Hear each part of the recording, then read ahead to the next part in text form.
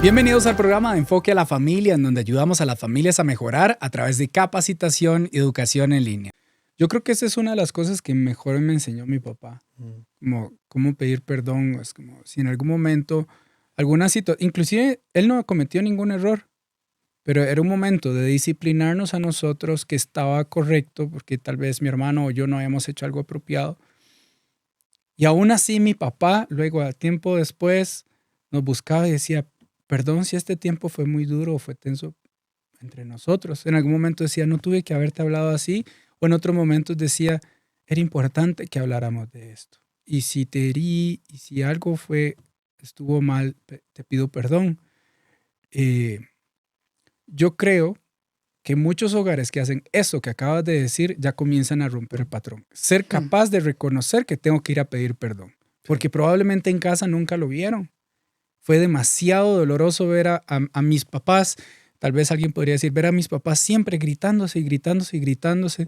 Y ahora a mí me toca estar en esa situación en donde quiero levantar la voz, pero me toca y puedo tener la opción de decir, sabes que te pido perdón por haberte levantado la voz. Nunca en mi vida se me había ocurrido que tengo que pedir perdón, pero veo que eso te hiere y no veo como eso fue un buen patrón en mi vida.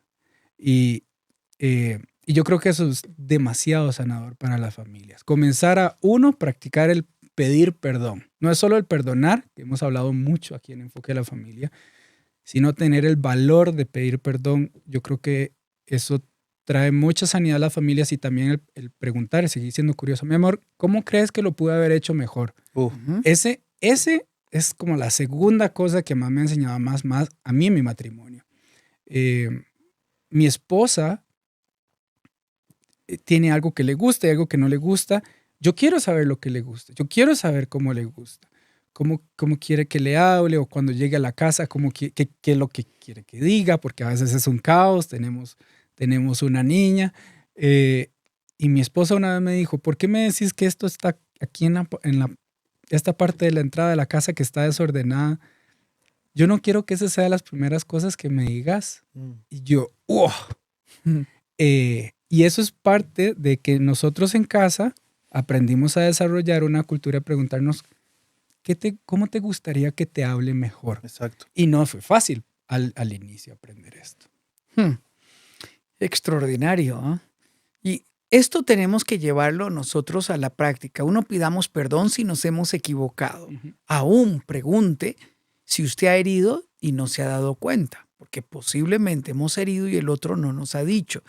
Y número 2, no acumulemos en el corazón. Número 3, como lo ha dicho Héctor, cambiemos los patrones de crianza para establecer una nueva cultura. Lo hemos dicho en Enfoque a la Familia, tenemos que aprender a hacer de nuestro hogar un 5 estrellas. Piense, defina qué es un 5 estrellas.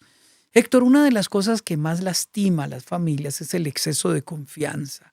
Nos tenemos, ya han pasado los años, un día comenzamos a gritarnos, otro día también, otro día nos irrespetamos.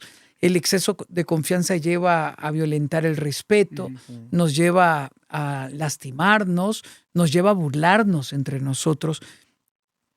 ¿Qué debemos de hacer si somos conscientes que esto nos ha ocurrido y que debemos cambiar? Ay, es tan difícil porque genera tantas heridas, genera tanto dolor. Es progresivo.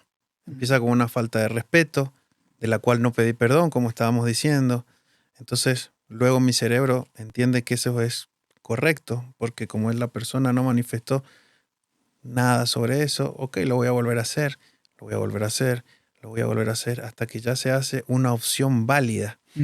Y ahí está el problema. Cuando hemos permitido que nuestro cerebro genere esas opciones válidas que están mal.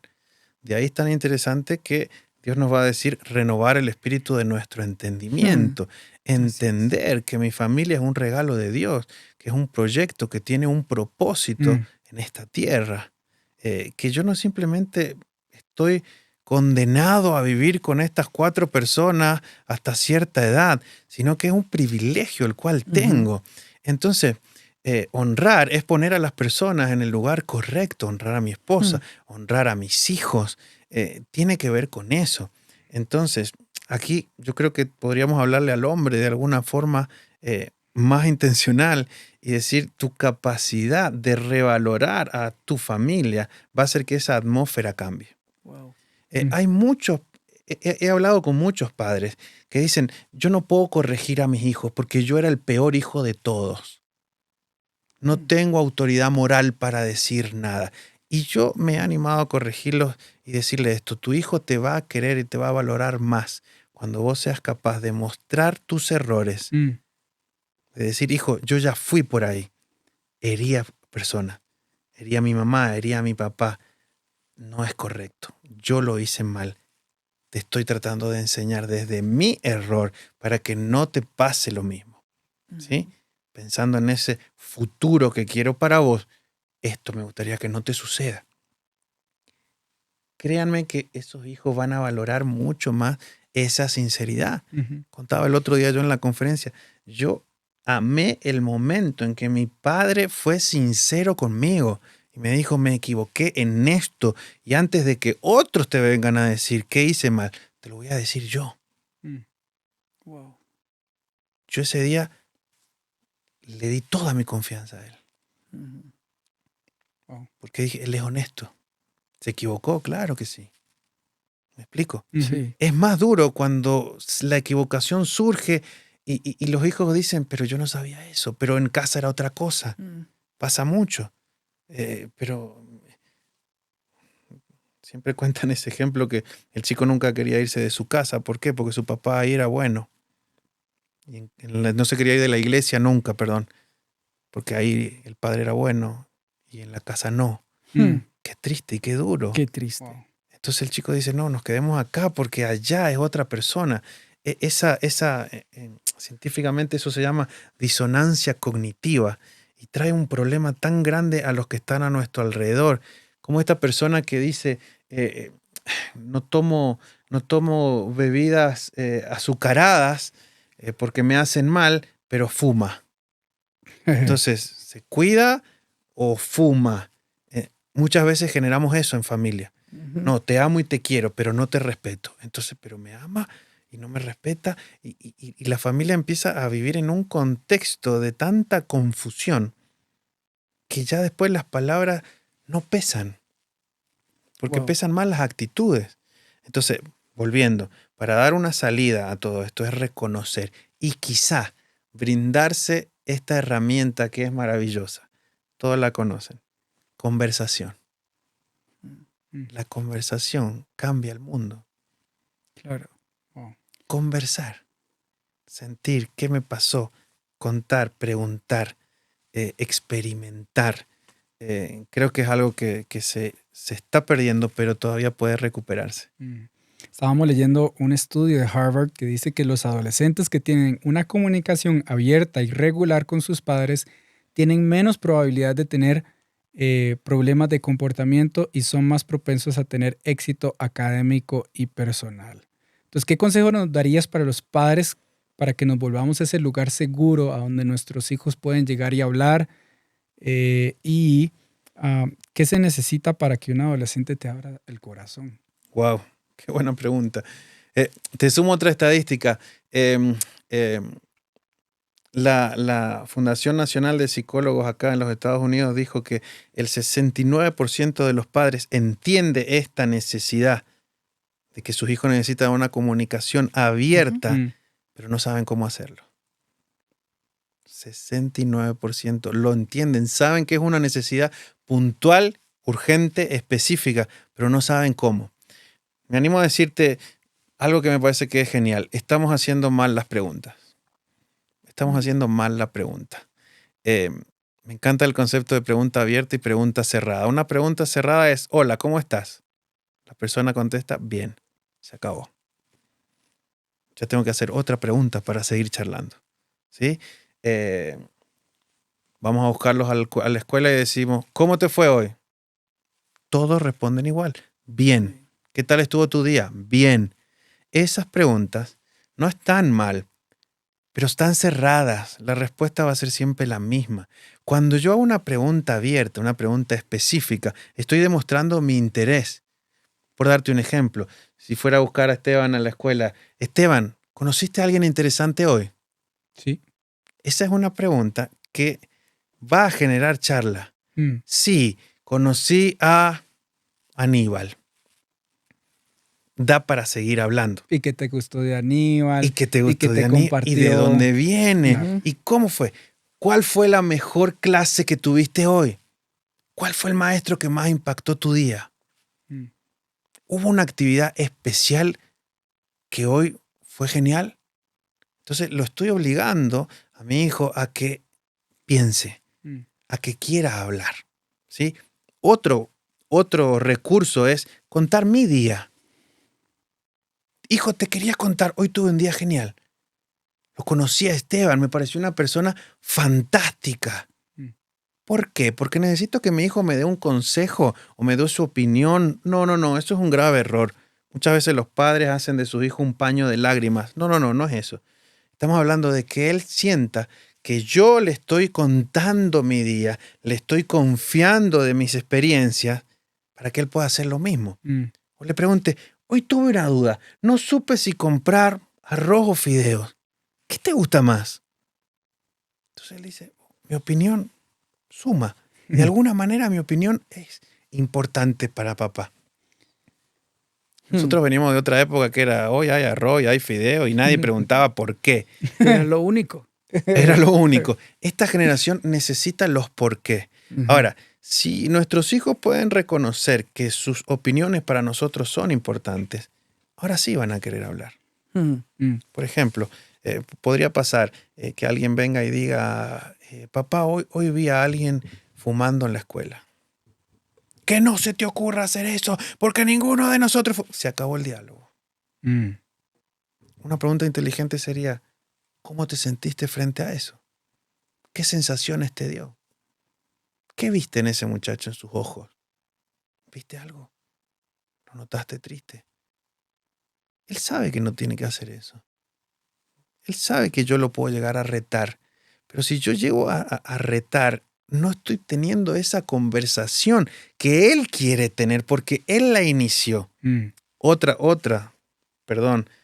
rápida es, sus temas de interés tienen que ser mis temas de interés. A veces yo quiero que mis temas de interés sean sus temas de interés. Y estamos en edades distintas, en procesos de la vida diferentes. Entonces, bueno, tendrás que aprender quiénes son los Avengers y quiénes son los Paw Patrol. Lo siento. Será interesante aprender. Yo nunca pude aprender quién eran los Paw Patrol, pero usaba mi ignorancia para charlar. ¿Pero quién es este? No, papá, este es tal. Y yo decía mal el nombre porque me sabía un solo nombre. Pero entrábamos en esa dinámica de charlar. No, papá, ese es este, el de color rojo. Ah, el de color rojo, pensé que era amarillo. Pero cambió de color, no, papá. Pero empezamos a tener una charla. Ahí va. Comprender a nuestros hijos no tendría que ser un problema. Me gusta un concepto que se está hablando mucho hoy, que no es que adolescente adolece de todo. Hay una corriente de pensamiento que ahora dice, el adolescente no es que le falta todo, sino es que ahora tiene muchos más recursos que antes, pero está aprendiendo a administrarlos. Es un concepto un poco más interesante porque tenemos adolescentes que son súper inteligentes. Quizá el problema que tienen es en aprender a mejorar todas estas habilidades. Conversar, comunicar nos va a generar afirmación, lazos entre nosotros, entre ellos, una identidad clara, una identidad concreta. Cuando tu hijo te pregunta, papá, ¿qué pensás sobre esto? Te está pidiendo un marco de referencia para él generar su propio marco de referencia. Es fantástico. Pero yo estoy, ok, después te aviso. Sí, yo te cuento. Sí, ahora, dándome. Perdiste la oportunidad. Me llevo varias cosas que estás diciendo. Uno, dijiste ahora, yo tengo que interesarme por ellos, por su día de manera genuina y hacer preguntas abiertas. Cuando uno está interesado de manera genuina, uno quiere conocer más. Preguntas abiertas. Dos, eso, yo lanzar una conversación o algo que me pasó a mí para que él me dé su opinión al respecto. Tres, estás hablando también de hacer conversación de un tema, aunque a mí no me llame mucho la atención, es su tema de interés. Y 4, si ellos están provocando una conversación de algo que les pasó, lejos de ir directo a la crítica, porque algo hicieron mal otros, más bien voy a abrir el corazón y voy a invitar a él a seguir abriendo, a él o a ella a abrir su corazón o más. Me llevo eso que está súper valioso y que yo creo que yo he visto mucho de esto en mi casa y ya me imagino algunos comenzando a tomar notas y tengo que aprender Paw Patrol, quién es Marshall, Sky, Chase, ¿verdad? Yo estoy en esa etapa, ¿verdad? Y aunque no hemos visto ni un solo episodio de ese programa, a mi hija le encantan los perritos, entonces tengo que aprender de eso. Y ella me dice, este es este, este es este, este es este. Y estoy viéndolo. Aún yo, papá de una niña, al momento de esta grabación de 2 años, ese es su tema. Y por más que para mí podría ser muy aburrido, ese es lo que la apasiona en este momento en su corazón. Y si quiero crear eso, como dices, yo sé que tengo que hacer este lazo, pero no sé cómo. Esa es una manera facilísima de comenzar a conectarme. Y a veces puede ser de una manera tan básica, pero yo creo que en un futuro eso va a traer su fruto. Quisiera añadir a estas recomendaciones prácticas algo que hemos recomendado en Enfoque a la Familia. 1, una cita con papá, por ejemplo, una cita con mamá. Póngalo como una tradición. Podría ser una vez al mes donde usted salga con cada uno de sus hijos a un lugar que a ellos les guste, a comer lo que ellos quieran, un pretexto para hablar, para dialogar.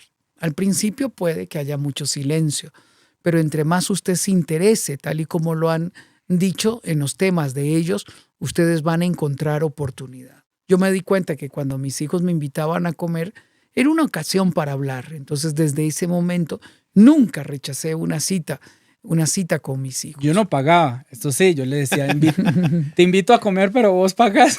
Pero les pregunto yo ahora, ¿no es algo que sigue pasando? Claro. ¿Que yo sigo pagando o qué? Sí, bueno, pero digo, que te inviten a comer. Claro, es fascinante. Es fantástico. Entonces no debe rechazar una invitación a comer de sus hijos.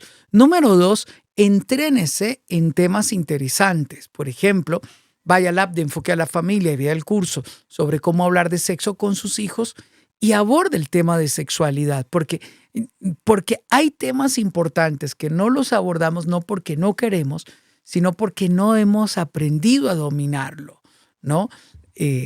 Interésese en la inteligencia dominante de su hijo, ayúdele a descubrirlo. ¿Cómo?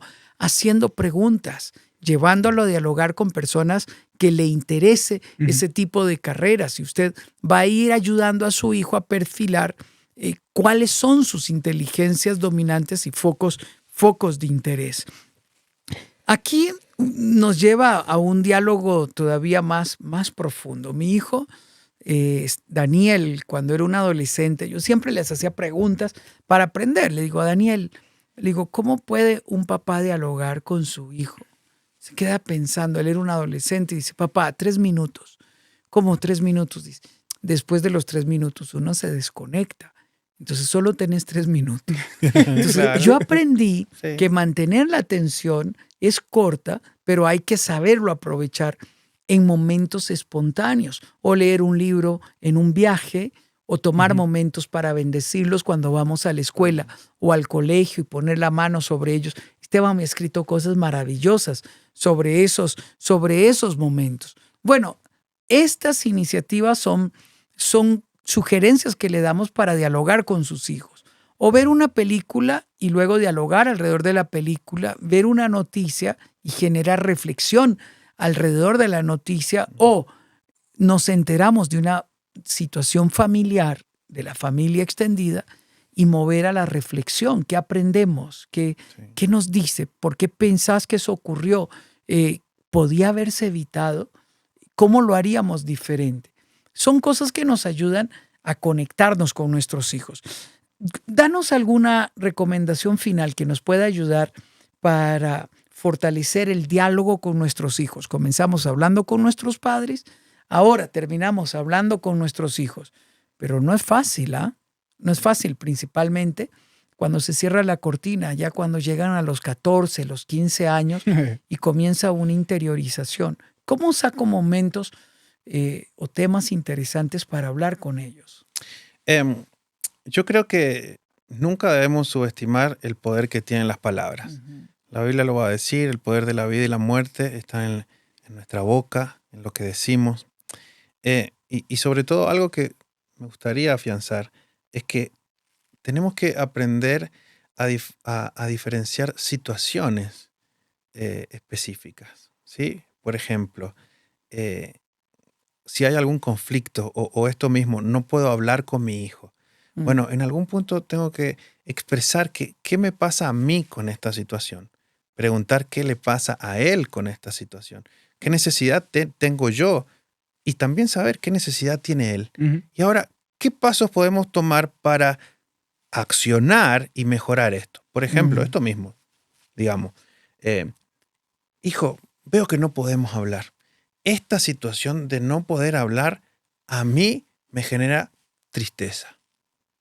Yo tengo una necesidad como papá de querer saber todo de vos, de conocerte más, porque hoy siento que ya no te conozco.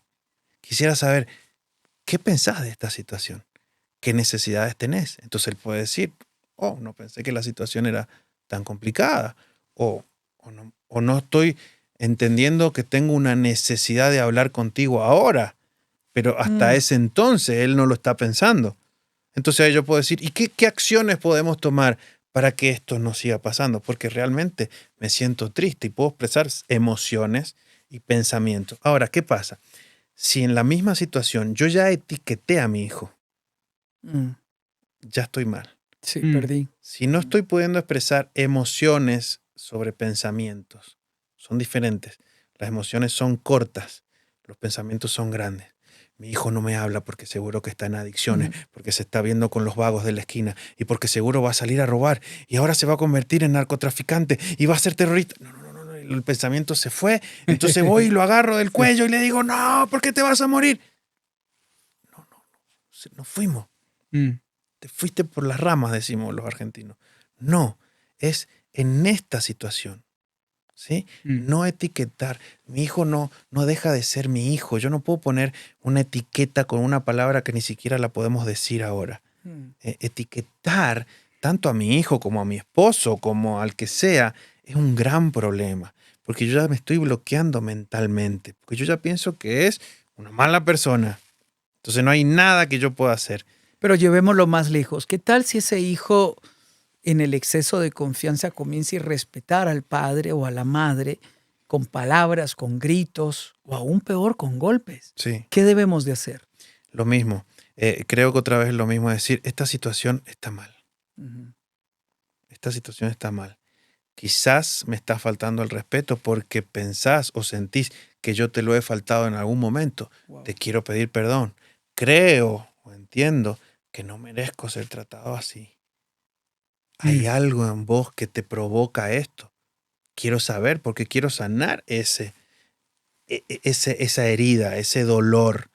Pero lo tenemos que expresar. El problema es que a veces cuando la situación está fea, no puedo pensar esto con claridad. Entonces lo tengo que pensar antes. O mejor aún, tomar la iniciativa antes de que la bomba explote. ¿Sí? Eh, yo noté hace un tiempo que uno de mis hijos no quería que la puerta se cierre del todo. Me parecía raro. No quería que nunca las puertas de la sala en la que estábamos se cierre del todo. Entonces un día yo cerré la puerta y él fue corriendo y abrió. Entonces yo dije, ¿qué pasó? No pasó nada. Ok, dije, algo pasa. Un día entre juegos y cosas le dije, quería hacerte una pregunta. ¿Cuál es el problema con la puerta? Ah, me dijo, el tema es que me quedé encerrado en la escuela Mm. y estuve unas horas en el salón y no podía salir. Y no quiero que me vuelva a pasar. Mm. ¿Cómo fue esa situación? Era increíble el momento para hablar. Fue una situación triste, me dijo, no quiero que me vuelva a pasar. Me sentí muy solo. ¿Qué necesidad tenés? Y no sé por qué me quedé con esa sensación. ¿Te parece que oremos? Mm. ¡Ey! Me dijo, puede ser. Vos podés orar por mí. Es que yo quiero orar por vos. Oramos. pasó, no pasó a mayores. Y el tiempo dijo, uy, quedó la puerta abierta. Trac. Wow. Pero hay que pensarlo antes. Wow. Hay que pedirle a Dios que nos muestre antes. Porque ellos pasan otras situaciones y circunstancias lejos de nosotros, que a veces no sabemos, que también los marcan, que también los pueden hacer mal. Y si yo no converso, no me entero, porque lastimosamente, y gracias a Dios, no podemos leer la mente. ¿Me explico? Necesitamos hablar.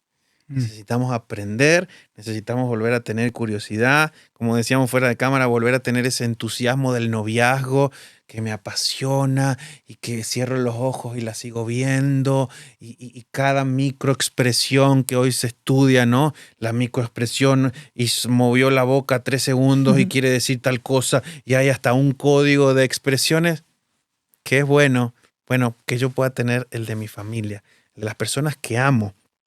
Porque no poder comunicarnos en ese círculo íntimo a la larga va a traer muchos dolores, muchos problemas. Se puede cambiar ahora de a poquito y se pueden tener grandes resultados. Increíbles estos mensajes que nos hemos llevado. Esperemos que hayan tomado nota de algunos, comenzar a practicarlos en casa. Nosotros abrimos nuestro corazón porque tampoco somos, podemos hablar de esto, pero no somos perfectos. Y nos gusta poder traer esto hasta su casa. Si usted considera que este mensaje es importante para alguien, compártanlo. Aprendan de esto como familia, con los amigos, compártanlo a esa persona del trabajo que siempre se está criticando a todo el mundo en la casa. Dígale, esto yo creo que te va a servir. Compártalo en el chat de la familia y vamos a dejarles algunos recursos en la descripción de este video para los que lo están viendo desde YouTube. Gracias, Héctor, por esta oportunidad. Gracias a ustedes, un gusto.